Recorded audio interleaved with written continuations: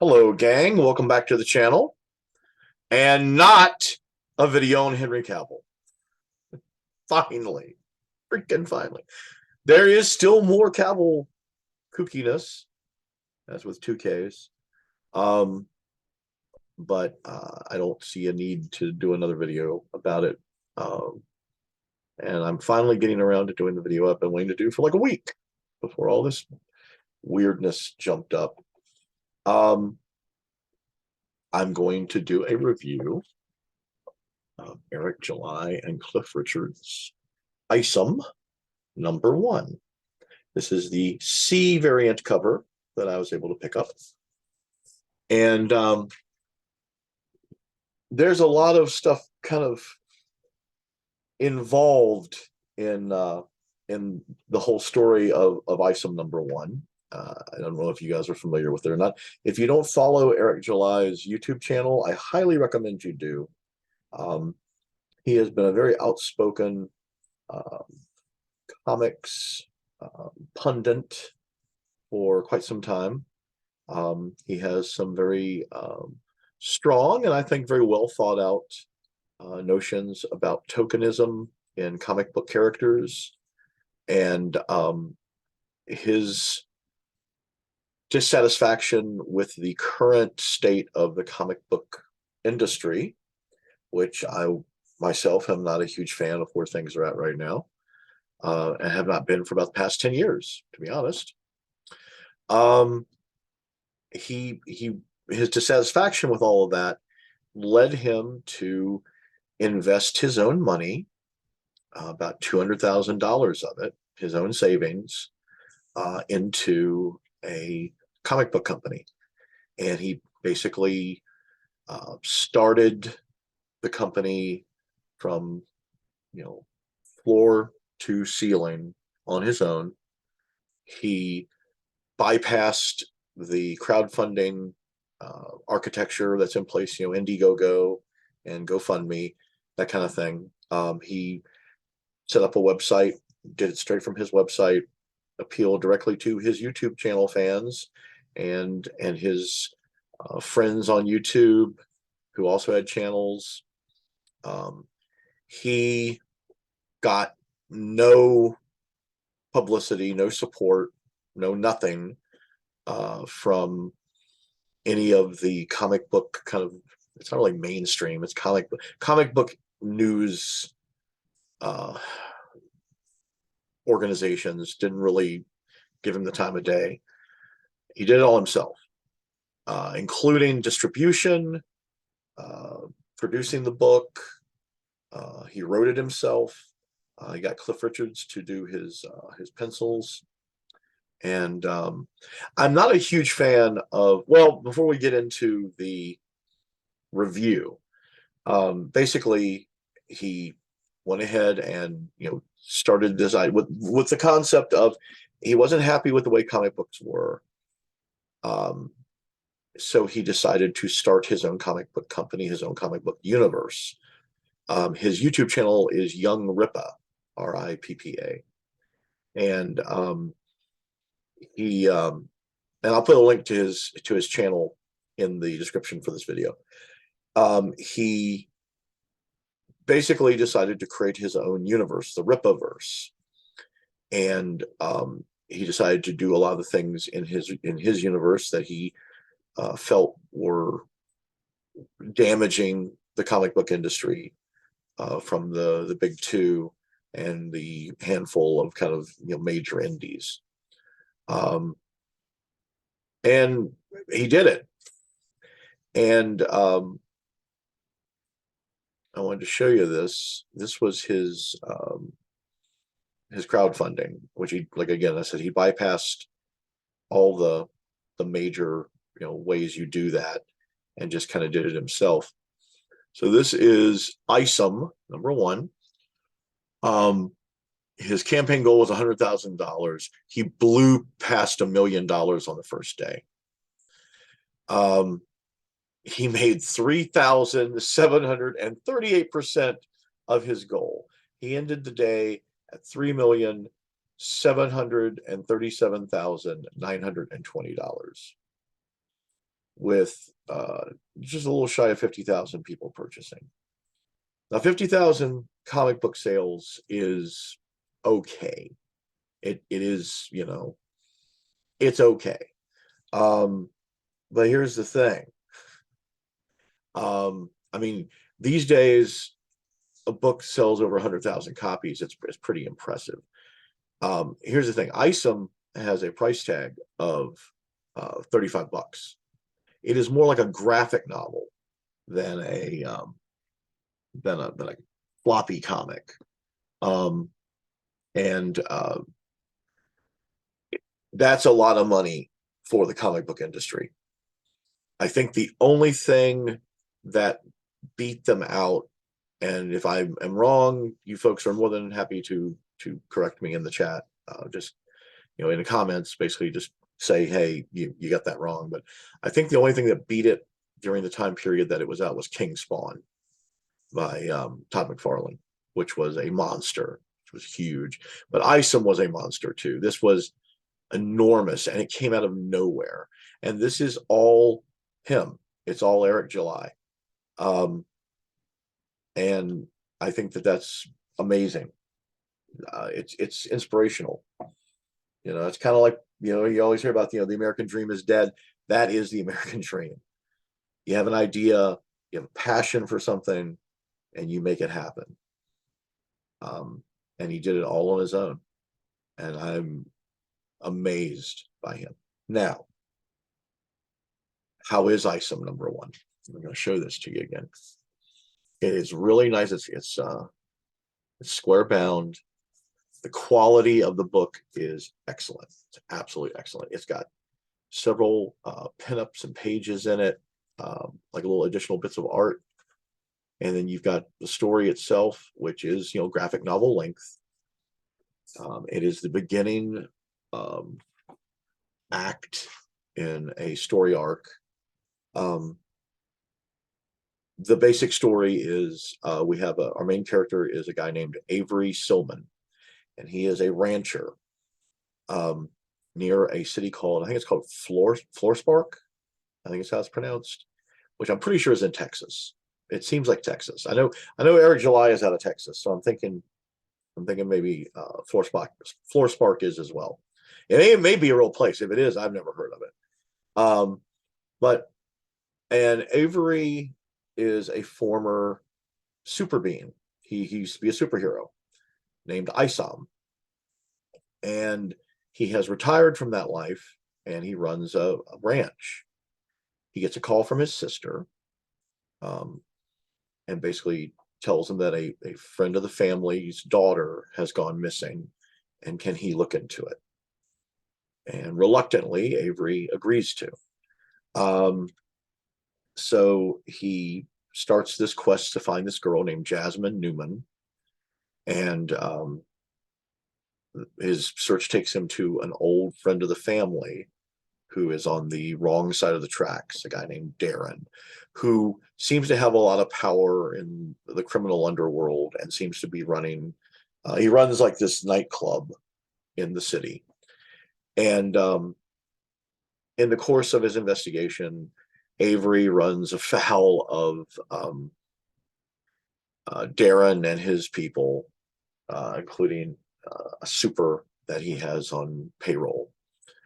And we are not told exactly what Avery's powers are.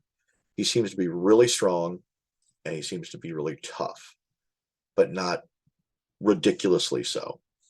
In the course of trying to find Jasmine, he bumps into a super powered SWAT team. It's basically like it seems like a government or maybe local government funded team called Alpha Corps, who looks a lot like what's these guys on the cover here? Alpha Corps, these guys in the olive drab. And Alpha Corps seems to be, you know, sort of like a superhero team that's sanctioned by the government. They are chasing a super by the name of Yaria, who literally Avery and Yaria bump into each other. They seem to know each other. and then they go kind of their separate ways. They don't have a lot of choice in the matter. What Eric July is doing in this book is setting up the groundwork for a whole universe. It's a slow burn. I'll be honest with you, and I'll tell you what I was going to say earlier was I'm not a huge fan of Cliff Richard's art. You may know him if you ever read the Buffy the Vampire Slayer comic. He did a lot of work on that. And I was never that impressed with the art for Buffy. However, I have seen some covers that he's done for Marvel that were just freaking gorgeous. And the work in here is good. It's not bad. One of the things it reminds me a little bit of is a lot of the scenes, including if you look at the cover here, you've got the buildings and stuff, and then you have like this. It almost has like Carmine Infantino kind of. If you remember Carmine Infantino, here's a guy who when he did a lot of work with the Flash. So you'd have this like huge plane, and then you'd have your backgrounds far in the background, and it's an acquired taste. I like his work in here. It is good. There's not a page where it just blew me away. You know, a lot of comics have a splash page, or they have something, have a gatefold, or something that you're just like, wow. George Perez was amazing for that. Jim Lee is amazing for that. There's a lot of artists who can pull that off. I don't know if Cliff Richards has that in him or not, but I don't want to bust on it because the art is good. It's not wow art, but it's really good art. The story is I'll say this. It doesn't take your hand and walk you through the story like you're a fucking idiot. It expects you to have a brain and to put things together. It also doesn't tell you everything at once. Now, does that mean it's an unsatisfying or incomplete story? Well, it's the first act of a larger story, but I had a very satisfying feeling with where Isom leaves off at. It leaves off with there's more coming. There's a next chapter in this story, but I didn't feel like an incomplete feeling upon finishing it. I like what Eric July is doing. He's got some really interesting characters in this book that I'm looking forward to seeing more of. And there's going to be more books in this universe. This is the groundwork. This is the foundation. He's going to build on it. Avery seems like a good, decent, hardworking guy. He's not an over-the-top hero. He is a guy trying to make a living, trying to get through the world. He's doing a favor for his sister, and things kind of start to spiral. And when he realizes that, he doesn't run away from it. It's very clear that he does not like the city. He doesn't like being in the city. He wants to be back on his ranch. He has an assistant on the ranch. I do not recall the guy's name, but there's something up going on with the guy at the ranch. It may just be that he seems a little paranoid and a little ominous, but it may just be because, if you worked for a former superhero, that might be an occupational hazard. Avery can't fly. He has a pickup truck. After he gets involved in one fight, he has to go find his pickup. It's refreshing. Avery, like I said, is not an over-the-top hero. He is a decent guy. You get to meet his family, meet his sister and his little niece. Something happened to his brother-in-law, and the brother-in-law has passed away. It's very clear Avery has a lot of affection and love for his sister and for his niece, and he's determined. After he's stubborn, and then once he runs into some resistance, it just makes him dig his heels in deeper. So much so that he goes to a place called Taylorsville and meets the gentleman who runs the place, who knows him. They seem to have a history, which is inferred, but not every aspect of this is explained to you. It is said, there's stories here that have yet to be told. And the guy from Taylorsville is the fellow who made his super suit. So he goes, "Where's my super suit?" He goes to get his super suit, and at the end, near the end of the book, he gets his super suit. And the guy that runs the place apparently, is like a tailor for exotic clothing for paranormal types. Um, and he remembers Isom. And there's also a mysterious couple with some type of powers at a club. I believe it's actually at Darren's club. They're watching the folks, are people watching, and one of them has almost like a prophetic kind of vision or something. And then we have near the very end of the book, we are introduced to a uh, rock band named Norfolka. And I think I'm saying that right. It's like Norse. It sounds like Norse and Africa put together, because there's a um, white guy that's kind of Viking looking and a black guy, kind of tribal looking, that are the fronts for the band. And they seem to be more than just normal people. They seem to have powers, and I think they might be some kind of demon hunters or something like that. But we're going to find out more about them too. This is ground zero of a whole new comic universe. And what Eric July is doing with this is he's trying to create something where you don't have events every fucking 6 months. You don't reboot the universe every fucking year. DC, I'm talking to you. You also don't have, regardless of what you may have heard in the press, and there's a lot of articles. Eric July, full disclosure, is a conservative. Well, no, he's not a conservative. He's a libertarian. Very clear on that. He has his opinions on the comic book industry, and I encourage you to go listen to him, and you'll either agree with him or you won't. But either way, he makes a cogent argument. He's entertaining to listen to. And my final verdict on Isom #1 is I am going to get Isom #2.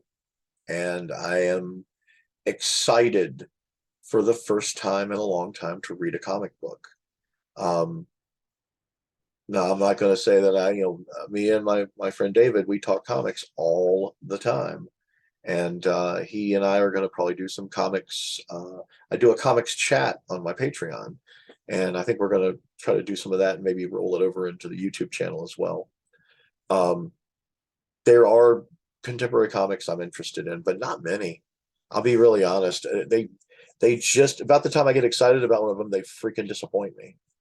And I'm looking forward to Chip reading. I've been collecting the Detective Comics run. I am completely blanking on the author of that, but the art is gorgeous and the story is interesting. Um, uh, as much as I think that Mark Waid is a chowderhead on social media, and in my opinion, he's a damn good comic book writer. This guy wrote Kingdom Come, and he's been writing a book called World's Finest for DC, which is Batman Superman, and it's so damn good. It's just a really good comic. And these days, that's like finding a diamond in a field of manure, because most of these books, the art and the stories are garbage, in my opinion. If you like some of the current books, good on you. Just like anything else, I'm never trying to tell you guys not to like something. I'm telling you my opinion on something, and you may say, "Rod, you're full of shit. You don't know what you're talking about," and that's okay. I just am giving you my opinions on stuff. So what Eric July is doing with Isom is building the framework and the groundwork for a comic book universe, and he's got the money. He's got some playing around money now. If me personally, and I'm not trying to bust on Cliff Richards, but he can afford better artist. He can. But, a lot of times, if you get someone you work well with, that's gold. He also may find some resistance because, like I said, his politics have become a big part of this this comic book campaign. And unfortunately, I mean, really what happened was he did this all on his own. And then it made millions of dollars. And that's when the media started paying attention to him. And the mainstream comic book guys like CBR, things like that, they still won't give him the time of day. If they publish anything about him, it's negative. And I don't think it's right. I don't think it's right. You know, you can produce a fantastic product that has nothing to do with what your political beliefs are. And Isom does not have any of that. There's no politics in Isom. It's just a good comic. It is an enjoyable comic. You know, I'm not gonna lie. I could, if this, you know, they're coming out. You know, he's already work on Isom #2. It's pricey. $35 is pricey for a comic book. But if you think about it, if you go out and buy a graphic novel, it's 25, $30 probably. So it's not that much different. And I would much rather give Eric July my money than the folks running DC and Marvel right now, because I don't see a lot of good DC and Marvel stuff that wows me. I just don't. I wish I did, but I don't. So I give it 2 thumbs up, and I highly recommend. I will put a link to Eric July's YouTube stuff in the description of the video. And please, if you guys don't mind, like the video. If you're not a member of the channel yet, which I've been very thankful. The last few days, I've gotten Henry Cavill sells. Henry Cavill has brought in some new membership. So thanks, Henry. Keep up the good work. And I know you guys are like, what does any of this have to do with writing, Rod? Well, look, this is going to, you know, like I said, my channel is all over the place. My main focus is writing, and the writing in Isom is good. It's good, solid writing. Again, it's not, you know, there's some, you know, things, some writing, some speeches and things in comics that just blow you away. There isn't a moment like that in Isom 1. However, it also doesn't, it reads like it was written by a grown-ass man who has a command of the English language and can put cogent thought together. It doesn't sound like you're reading the thoughts of a, you know, highly caffeinated 12-year-old. They're not talking in all, oh my God, but funsies, you know, food, and Twitter, you know, it just doesn't read like, unfortunately, like a lot of fucking comics read now. It reads like it's written by a grown-up, and it has a story, and the story has an arc, and we're in the first part of that arc, and I'm invested enough to come back for the second part of the arc, and I encourage you to as well. I don't know if you're still able to get Isom #1 or not. If you can find it, I would recommend you pick it up. This is kind of a heads up to tell you that Isom #2 is coming. One of the other things Eric July is doing is he's not going to reprint this book into oblivion. As far as I know, when he's out of like the 3rd variant cover, which is the one I picked up, that's it. So if you manage to pick up Isom #1 first variant or first cover, or the second cover, these things are going to should have some value. They have value now. They're on the secondary market. Every comic book store that got some, they're gone. If you're lucky and there's one near you, check with your comic book store, see if they can get it. But it's exciting to be at the, you know, the beginning of something. This is how Marvel's universe started. It's how DC's universe started a million years ago.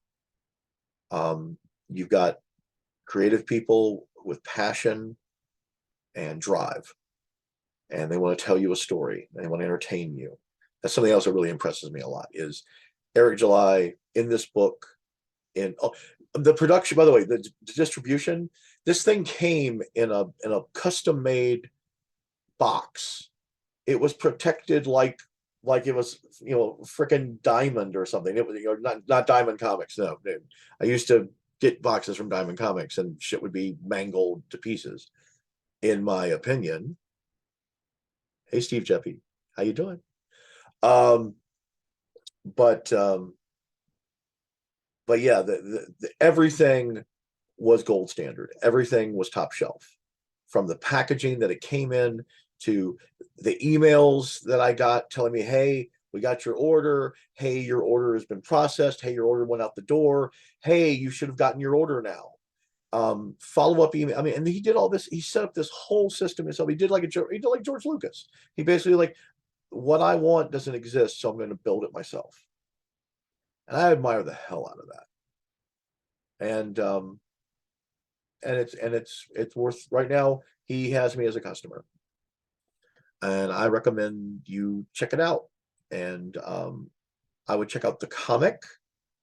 I would not really bother with all of the frickin' media stuff about it, because if you do a search for Isom, you're going to find all kinds of hit pieces on Eric July and on the comic book. And is this, like I said, is this the greatest comic I've ever read? No. Is it a good start and it's a solid enough book?